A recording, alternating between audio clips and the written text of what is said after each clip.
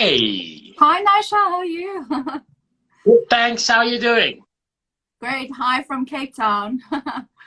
Yes, I'm in Raleigh, as you know. How's Cape Town this afternoon? It is very windy. Hey, Very wow, windy. we are happy on Yes, the other hand unfortunately. because now we are moving into summer. Indeed, yeah. I'm just hoping that we get quite a number of people. I can see people are still joining in. Hi, everybody. That's really nice. Mm, I can see there's Tina, there's Prom Vegas, there is the sober guy. Welcome, welcome, Cool. welcome, guys. I think we'll give it 5 minutes for people just to join in. Then we can Sure. start. How is everything with the pandemic, your side, Naisha? People are dying. It's very, Mm, very terrible. serious. And your, You know, you wake up in the morning, you talk to somebody in the evening, you hear that they just passed out and they are gone. oh, okay. Yeah, it's very, very bad. You're just hoping that it comes to an end very soon. Yeah. Mm. Have you been vaccinated? I have indeed. I'm very happy about Okay. that. All right. So we just are very keen to, get that going because otherwise the music industry can't function. It literally has been wiped out, for the past 16 months, and Uh-huh. it's very hectic. I mean, I don't have to explain that to everybody, but yeah, musicians have lost their livelihoods, and the sooner we all get vaccinated and we can, get some form of herd immunity, I think musicians are desperate to get back to performing and earning an income. So yeah, Hmm. I know, right? Just yesterday they announced that churches can now open as long as the person has been vaccinated. So I think maybe that's where great. we go. That totally. I mean, um, it's just protecting, people. I think it's the right thing to do. I know Canada also is doing that. You can't get into Canada if you haven't been vaccinated. So it's the only way to curb the spread. Mm. Yeah, well, I think people are still joining, but we can start. What do you think? Sure. Yeah, let's start. Let's get going. So where do we start? So, so yes, we super excited about this. I mean, obviously we were going to be there in September, but obviously due to circumstances, everything's changed. And this will be our second performance in Zim. So we're super excited about that. And we had such a lovely audience and, receival of the band back in 2016. So it's just so nice to go back to where people are super excited to see you. So yeah. Okay, so tell me about your last experience when you were in Zimbabwe. Where was the performance? How was it? How was your stay here? And the people, how did you find them?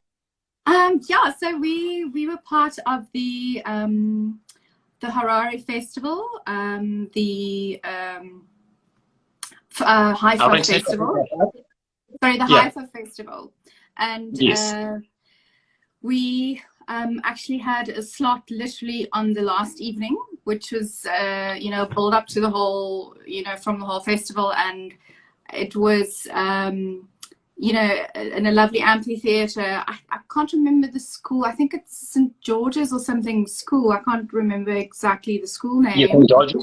Yes, and it was a lovely amphitheater, and there were like lots of people there, and they were like everybody sitting with their picnic blankets, and it was just an awesome, awesome crowd, an awesome vibe, and we were put up in the Hilton, which was which was really special. So yeah, it was a Uh-huh. really fantastic experience. I'm from Mpumalanga, so I grew up in that side, so it was kind of nice to be back in that part of the world where everything's very green and it's quite, it's like tropical weather. So it was a nice actual like mini holiday, which is really great. Okay. Talking about you seem to enjoy your career very much. All right. Yes. Tell me something. What first got you into music? Just repeat that, please, again, Naisha. Sorry, you broke up. Yeah, I'm saying what first got you into music? Oh, like of all the things that you can do, what made you decide that I'm gonna take up music? This is what I'm going to do. Who inspired you? Well, my mother is a musician. She studied music. She's a pianist, and I started playing the violin like literally 2 months before I turned 3. So I was very fortunate to have a mother who, you know, who took me to violin lessons and helped me practice and exposed me to a lot of music. So I was kind of surrounded by it. So I was very lucky to have that. And even though I grew up in a small town where you didn't have a lot of access to seeing bands and seeing other musicians, you know, it was still very much part of my life and you know, my whole upbringing. So yeah. Okay. So if you're asked to describe the kind of music that you create, how would you describe it? I would describe it as eclectic. So we like to draw on a lot of influences, a lot of jazz influences, a lot of world music influences, a lot of electronic music influences. Our members of Urban Strings and myself, you know, some of us are classically trained. Some of the members are only jazz trained. So it's a really nice combination to put together. So it's a lot of different styles and influences that kind of gets blended into the sound. And I've always composed and produced music according to that, so that it kind of works for any audience. So I'd say like, you know, if you can compare our sound to bands like I don't know if anybody is familiar with, for instance, like Moloko, Massive Attack, you know, the kind of 90s electronic pioneers. And you know, it's just kind of, I wouldn't call it acid jazz, but I would call it, you know, kind of a mix between that. So yeah. Okay. And so tell me something. What is your creative process like? Like, how do you go about it? Oh, so basically we kind of decide on a song, we decide on a sound, because we also do covers. So we do also cover these artists that we really like.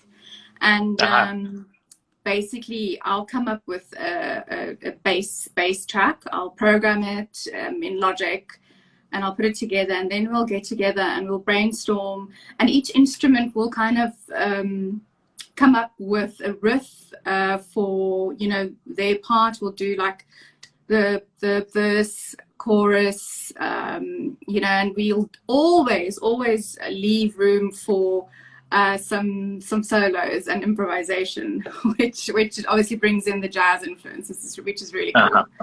So everybody gets a turn to show off, you know, their skills in the song.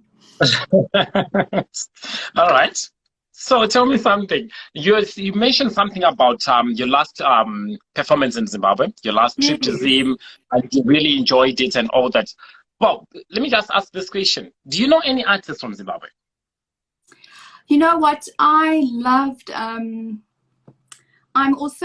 used to be the editor on South African Idols. And I remember using a track by an artist called, completely slipped my mind now. No, I can't remember. But it was he was just like coming up. He did like kind of you know, tropical pop, like, you know, tropical pop, kind of down tempo pop stuff. And I actually used his track in one of the episodes, and I insisted on it. I told our director, this guy is like really cool. You know what, if you keep talking, I think I'm going to remember his name. But yeah, so yeah, that was one person I thought was really awesome. No, that's all right. We move on. Well, I'm gonna come back to that. I'm obviously Cool, yeah. going to ask you again, like, who is Yes. this artist? I Yes. really want to know who's loved, who had a chance to be played on Idol. I mean, I would really love it. I really want to know that one. But yeah, well, tell me, if you were to kid and raise on a show, which artist would you really say I want to kid and raise on this one? Again, sorry, repeat that again. Actually, you just broke up again. Okay, I'm saying if there's to be a performance and you are to be a kitten raiser, which artist would you love to do that for? Ooh, wow, lots of artists. Goodness, I mean, let's hear the names. Let's hear the names. okay, I would first start with Esperanza Spalding. I think she's absolutely incredible. I'm a complete fan of hers, and then I would love to you know, be on stage with Buddy Wells. I don't know if you know Buddy Wells. He's a saxophonist in Cape Town. He's a jazz musician. Okay. And he also does contemporary and different kind of mixes of world music and stuff like that. Then I don't know, I guess Dr. Abdullah Ibrahim is not performing anymore, unfortunately due to his age, but he's, you know, a highly respected composer, and I think he's just absolutely incredible. And then obviously we love Black Coffee. we'd love to work Black with Coffee him. is very good. Yeah, that one I know. They are very good. Yes, we'd love to work with Black Coffee, although I think he's very big. Yeah, lots of different you know, mostly jazz artists and people who collaborate. We also quite like Jamiroquai. A lot of influences from him, and then also Lady Zamar is also one of our favorites. I think she's also managed to kind of like bring a collective sound, you know, that is, you know, it's still beautiful music, but it's like drawn on lots of different influences. And I think, you know, she works with any event, if that kind of makes sense. Yeah. It does make sense. So tell me something. I want to take you back. You said playing the violin at 3. Yes. Confirm? Yes. So tell me, are there other instruments other than the violin? Because when I was just like, when I got interested, right, in your kind of music, right, I saw that there, what you call it? Is it called a banjo? What's it called? This kind of guitar. Yes, so I don't play guitar or banjo or anything like that, but I do play piano as well, and keyboard, and I'm a vocalist as well. So I do sing with the band. So it's like the vocals are kind of treated like an instrument. It's not just vocals with backing instruments. It's like, you know, interspersed in between. So yeah, we do have vocals as well, and you know, if we want to have guitar, we do have that sometimes, but we won't have that for this one coming up in Zoom. So yeah. So there's a time that when I last checked, you guys were working on an album. How far have you gone? So basically we unfortunately, you know, everything came to a stop before the pandemic, and it's very, very difficult because I am currently in Cape Town. Unfortunately, my father passed away from COVID complications. I'm so sorry. I'm so sorry. Yeah, so life has thrown a couple of curveballs for everybody, and I think once the lockdown restrictions have been lifted, we'll all get together again and decide, you know, where we're going forward, and definitely start creating again, because that's very important. And I think that's also one thing that musicians have been missing, is that, you know, creative outlet. So yeah. Yeah, and you spoke about doing covers. Tell me something. How did you get to choose a song that you're going to do a cover for, or to say I'm going to perform this one? Sorry, Nigel. Was I about to meet you? You broke up there again. Sorry, can you repeat again, please? Yeah. So I was saying that you spoke about doing covers. right? Yes. You do covers for different songs for different artists. How do you get to choose that this is the artist that you're going to do a cover for? Is it as per fans request? Oh, I keep losing you. Sorry. The Okay, there network we is getting go. jealous, isn't it? Okay, sorry. You can go again. All right. So I was saying that you spoke about doing covers, all right, for different artists or for songs. I was asking, how do you get to determine like we're gonna do a cover for Black Coffee or Lady Summer? Is it as per request from fans or it's as per your choice? It's always our choice. I mean, it's always like our choice. Like, oh my gosh, that's really a good track. Okay, cool. Let's do a cover of that. Let's do an arrangement. And it really works so well. You know, the down tempo, the house stuff, the grooves really work with the strings because you can make the track exactly at the same speed, as the DJ has or the composer, and it's just, yeah, it just works. It really works well. Oh. You know what? It's 21 minutes into our chat, and already I find Okay. you're a very jovial person. You just laughing all the way. It's like you're a very cheerful person. But tell me something. Like, okay, you're very jovial. That's what I get. But I want to ask you a very, very, very, I don't know if I'm going to call it sensitive question, but Sure. what is the most useless talent that you have? The most what talent? Useless talent. Oh, useless. I'm very bad at how can I put this, like trying to put things together. For instance, like a desk or something that arrives in a box with instructions. Don't ask me to do that. I lose interest. I'm actually quite lazy. That's the right word. I'm lazy. When I'm very selective at what I want to do and what I don't want to do. So yeah. I think we all are like that. You don't want to be told what you don't want to be told what to do. We always get energy for things that you feel like there's some form of motivation in it, right? Exactly. So if I were to say, look, I understand how you work, what you've explained earlier on, but if I were to say, let's go for a collaboration. Yes. Which artist would you say, I can't wait?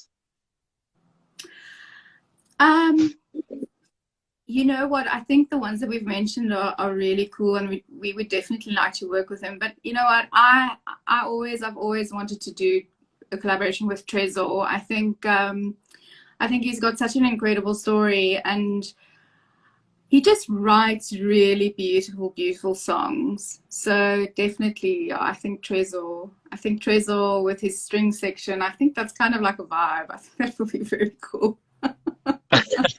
And in the comment section, somebody's saying, I would like to do a song with her. Wow. Oh, there is another one. Oh, shame. Hi, thank you. So for people out there, if I'd ask you for a message, what message would you give to artists out there? You know what? I think if you can, you must. You know, it's been really hard for everybody, but no one's going to do anything for you. You know, you got to do it yourself. You got to decide. Even if it's just 2 hours of the day, you're going to say, this is what I'm going to do to become a better musician or to learn more. Because no one's going to fill those 2 hours for you. Yes, we all have other jobs, and a lot of musicians have other jobs, and I completely understand that. But it's not going to fall from the sky. So if you have that time, you have to do something. You know, you can't just expect it to happen naturally. You know, it's fine if you've got the talent, but talent's never enough. And no musician and no entrepreneur, and because that is what musicians are. We are actually entrepreneurs. You know, we've all started rock bottom. I mean, gone are the days where a record company is going to sign you and they're going to give you, you know, hundreds of thousands of dollars to make a record. It's it's not going to happen. You know, sell yourself, work hard, record the music, do trades. You know, if you can't afford to go into studio, tell the producer, okay, cool, we can't afford this, but in exchange for your time or your studio, we'll do like a 3-hour string session for free. You know what I'm saying? It's like do barter deals. Yes. But you got to make it happen. No one's going to give it to you. So yeah. So you mentioned something about most artists or all artists, I don't know, they all start from rock bottom, right? Yeah. From rock bottom to where you are now, what has been the worst experience or what has been your biggest challenge? I think definitely the past 16 months have been the biggest challenge, because it's you know, nothing's happening in terms of there's no gigs to look forward to. So it's not like you can go, oh, okay, in a month's time, you know, we can rehearse now and prepare for this gig and prepare for the show. It's just like there's nothing. So now you have to go back and say, okay, so what am I going to do about this by myself? And that was the challenge, is to go, okay, so I can write music, which is cool. I can make some tracks at home, which is cool. I can, you know, collaborate with people, do remote recordings. So it has also changed the face of the music industry. I mean, like, you know, some people have really been busy that way, which is actually quite cool. So instead of just gigging, you've gone back to the creative, which is essentially who you are at the end of the day. So spend time creating, spend time making music, which is what you are. All right. So still on that, if you had to change something about the industry, what would you change? I changed Spotify. Tell me Spotify about is just so bad for independent artists. I mean, the model doesn't work. It's not fair to independent artists. I mean, the revenue per stream, I mean, I read up like 2 days ago again, it's like something like $0.023 dollars for 160 streams. I mean, it's impossible. You can't make money off an album. So you can't. Definitely, that just doesn't make sense. No, it doesn't make sense. And that model works for big labels and the big artists. And I'm talking big. I'm not talking about even someone like Trezor. I'm talking about, you know, people sitting in the States. So definitely, online streaming platforms need to adjust their business models. Yeah. So let's talk about performance. Like, I'm trying to understand how you do it. All right. What is your routine before a performance? So we obviously prepare for a show and an event, and we have to obviously, when we rehearse, be in an environment where we can actually hear each other properly, because we mostly use electric instruments. So we got to be very sure about the tuning. You know, sometimes the strings are quite difficult, the electric versions, in terms of tuning. So we've got to be in an environment where we can hear each other properly so that we can tune. And then obviously sound check before performance, which is also super important. And you know, we always have this thing in our tech rider where we say, you know what, we reserve the right to not go on stage if the sound is not adequate. Because the funny thing is the audience perceives the sound and they think it's your mistake, but it's not actually. Sometimes it's the sound equipment. But that doesn't happen a lot, but it really makes, then they think it's you, and it's not actually you, it's the sound quality. So definitely really work hard on sound, and preferably using your own sound engineer. Okay, so look, I remember sometime in January 2020, I had so many plans, all right? I wanted to visit Thailand. I wanted to go to the UK. I wanted to do Bahamas. Yes. But then COVID came. Unplanned, just came. So let's talk about you. Obviously, as an artist, as an entrepreneur, like you put it, you had plans. You saw yourself somewhere. in 2021, 2022, or maybe 5 years to come. Now I understand that has all been thrown all over the place.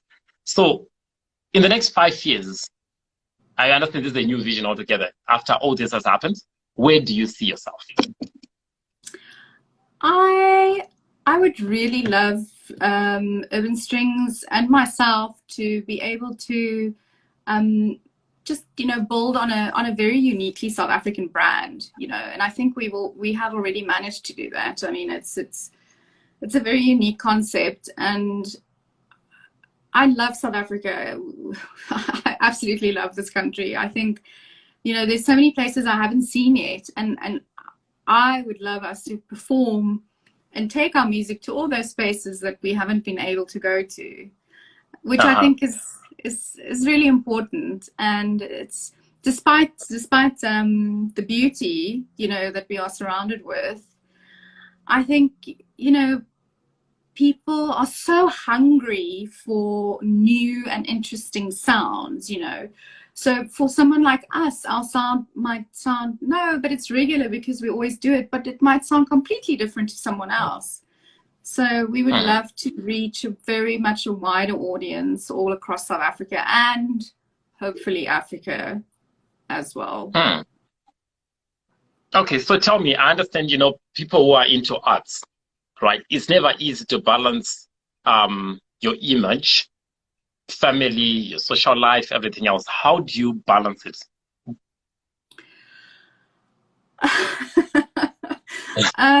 It's difficult. I mean, it's who you are, you know, it's part of your being.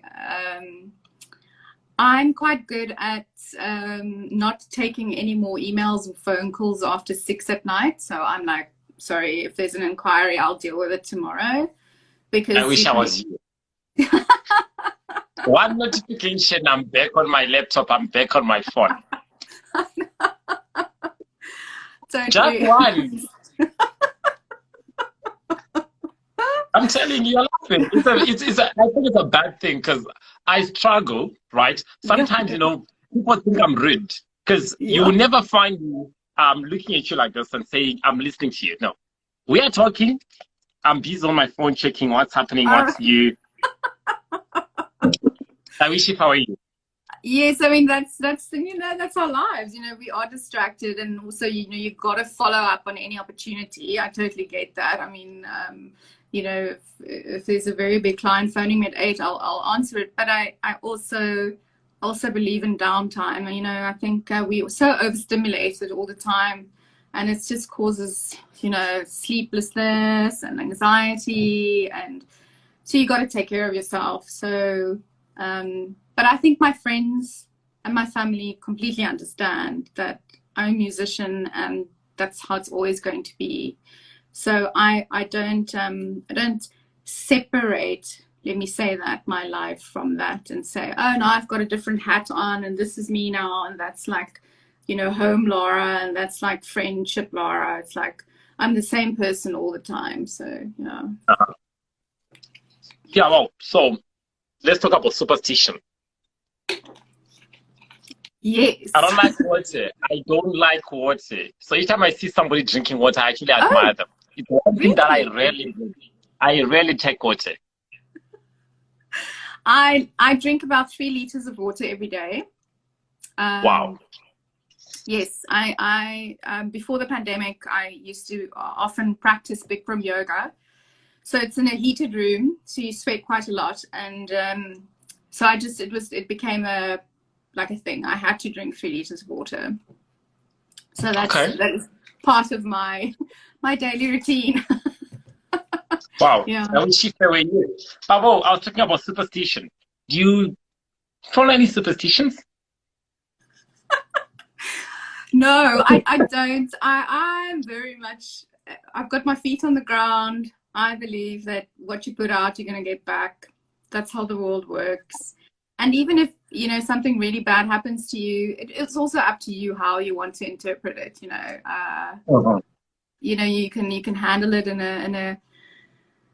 a gracious and strong way, and but Jana, I firmly believe you're gonna get back in life what you put out.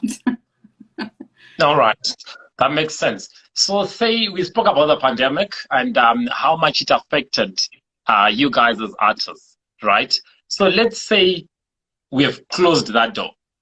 No more music, no more artistry work. What would you do? I would go into food. I would either start my own business whereby I would sell prepaid food because I love Prawns? cooking. Pardon? Prawns. Would you sell, would you prepare prawns? You're speaking about food. I would, of course, prepare prawns. I grew up near, well, I mean, close to the border of Mozambique, so I would definitely do prawns. Wow.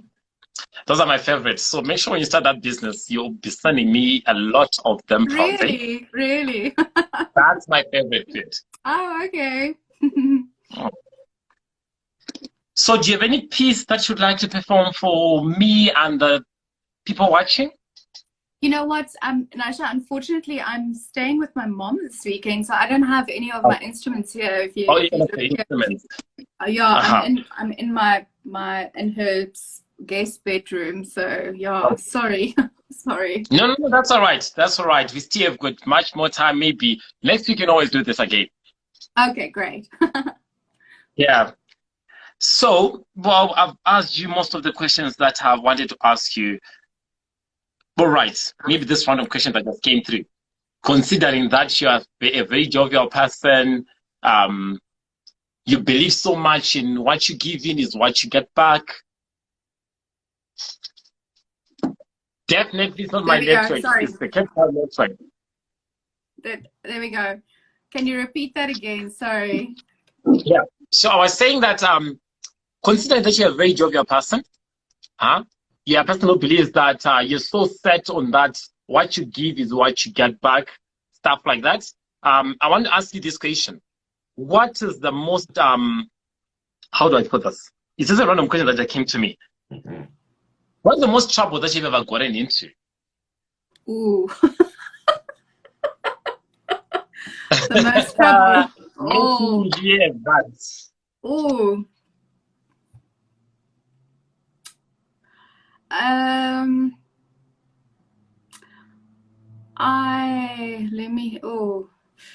Geez, I'm trying to think of something that was really, I had a 21st birthday party when I turned 21, and I actually had a DJ perform at my parents' house. And beforehand, I asked I asked all the neighbors, are they fine with there being a DJ because it's going to be loud? And they all said, no, it's not a problem. It's not an issue. And so as life would have it, someone complained. And so they did send the police. And obviously we were dancing away, and apparently they were not at the gate like 5 times, and we didn't know. Oh wow! Yeah, we didn't know about that. They were there 5 times. This is now from the neighbors. So anyway, long story short, we ended up going to bed, and then I think at like 5 in the morning, I woke up and there were police officers standing in the house. Wow. So yeah, it was a bit scary, but they just wanted to scare us. They were like, yeah, you didn't listen, we told you to turn it down. So, but wow, big party. Being your 21st, I can imagine how you felt. Sorry, to say that again? I'm saying being your 21st, I can imagine how you felt. Obviously, you're still young, you're trying to understand what are these police officers doing. Am I gonna be arrested? This is just my 21st, guys. What's up? No, I know. We weren't doing anything wrong. Of course not. So look, you see, every other time if I were going to be talking to an artist, the first question that I'll ask them was, can you tell me about your group? I would have done that, but today I said no. This is going to be my closing question. All right. Um, can you tell me something about your group? Is it a fixed number of people? Is it just you alone? How did you make up your group? So the great thing about Urban Strings is that we are a collective, and there's about 15 people in the collective.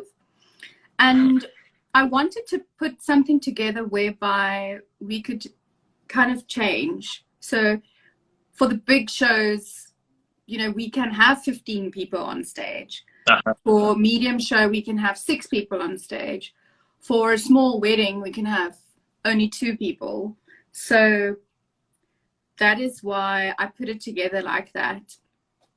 So that explains why sometimes I see some faces, sometimes I don't see them. Yes. I was about to say, when you come back to business now, we'll say, do you violate by turnover? That's what I was thinking on the spot. You're on a big staff turnover all the time. I mean, for you. So the only reason why I did ask this question at first, I'll be very honest, I'm still trying to find the best way to ask it. Because it's like, okay, how come sometimes I see a lot of faces, the next minute, a small number, the next minute, Yes. I mean, 3 people. What will be happening? Does she yell at people? What happens? What's the story?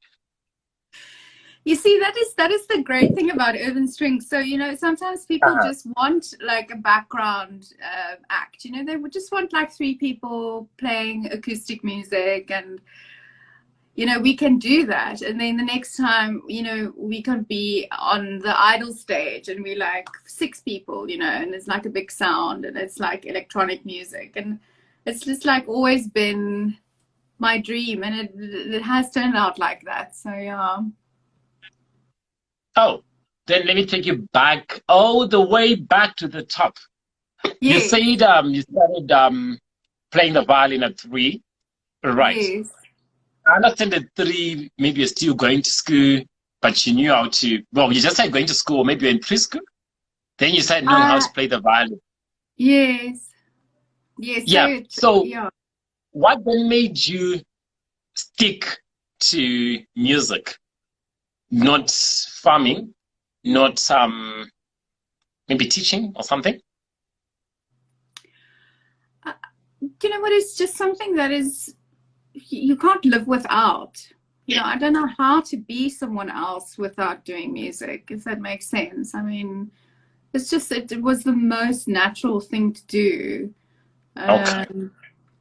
I guess it's the same for people who's always wanted to be a doctor. I mean, I do think you get kids that go to school and they're like, oh, yes, I want to be a doctor, and they do end up being a doctor. You know, so yeah. So on that, what would be your take? You see, in this day and age, we have got a challenge with parents who, you see, they try to choose careers for their children.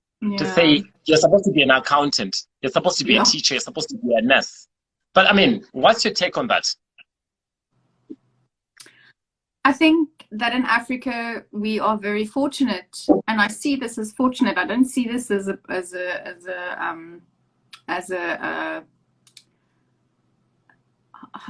something negative. I think there's so much space for creating your own thing on this continent. You know, there's so much opportunity to do that, and I think that, you know, in 15 years time I'm going to be very interested to see what has come out of Africa, and especially South Africa, in terms of entrepreneurship and small business owners. So yes, fair enough, it's difficult as to be an artist, a fine artist, a musician artist, but all my colleagues are also teachers. You see what I'm saying? So they don't just do music, they teach. Some of them even do events. So they're event organizers. So it's not like, okay, I'm going to be a musician and that's all I'm going to do, you know. I mean, some musicians have their own record companies. I mean, some musicians are mentors, some musicians are producers. So a lot of musicians have like started branching out. So it's not a death sentence by just saying, okay, I'm just going to be a violinist, because you end up doing a lot of other stuff. And I think we have an advantage of that, because if you look at people, for instance, in the UK and in Europe, they don't branch out so much. So I see that as an advantage. Okay. So wrapping up, I mean, I think today talked too much. I talked too much. No, you didn't. I spoke too much. No, I was talking. I think people out there with the comment section, they're just about to tell me, can you keep quiet? And she asked something. So I'm just going to wrap it up now with what words do you have for people out there? I think we have to take care of our planet. I think it's very important. You know, we have to take care of our environment. And, you know, if you look at COVID is a deadly virus. It steals your oxygen, basically. That's what it does. And I think there's a message in that. You know, I think, you know, the things that provide us with oxygen on the planet is important. Yeah, that's just me. So we got to take care of our beautiful world. Yeah. All right. Thank you very, very much. I enjoyed this chat with you. And I'm just going to say that to all the guys watching out there, please make sure you mask up, stay safe. Yes. COVID is real, right? And also yourself, Lara, we don't want to lose you. We still want to have a lot of performances with you, all right? So make sure you stay safe. Thank you. No, I'm strong. I'm gonna have my second jab, and then I'm ready to come to Zim. So yeah, thank you so much. All right, I really can't wait to see you. Yay. And I don't know, maybe it's a bit too late to practice the violin, but I'm sure I can learn one or two. Well, you know what? We become good at what we practice, whether it's good or bad. So, you know, if you keep repeating something, you become good at it. So, yeah. Definitely will. So, you know what? With this that we have had, I'll call it a day. Enjoy your stay at Mommy's house, and pass my greetings to them. Thank you so much. Take care. Bye. Bye. All right. Thank you so much, guys, who just joined this. Next week, join me. I will be having another interview with somebody. So, make sure you don't miss Fridays at 2. Right? Case Connect, your home of entertainment. This is your one-stop shop, your one-stop everything when it comes to entertainment. Stay tuned. Love you guys. Bye. Bye.